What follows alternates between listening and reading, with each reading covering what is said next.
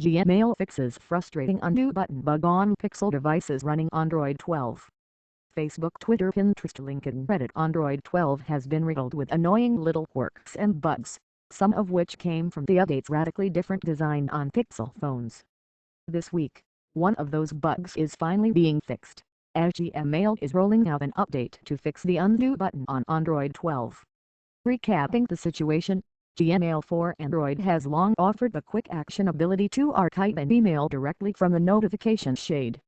This happens instantly, but the notification sticks around for a few seconds with a prominent undo button to reverse the action if it was done by mistake. Very useful. However, in Android 12, this feature has been broken.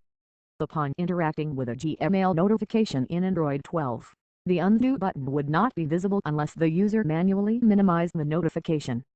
The weird visual bug ruined years of muscle memory for users, and was very frustrating, to say the least.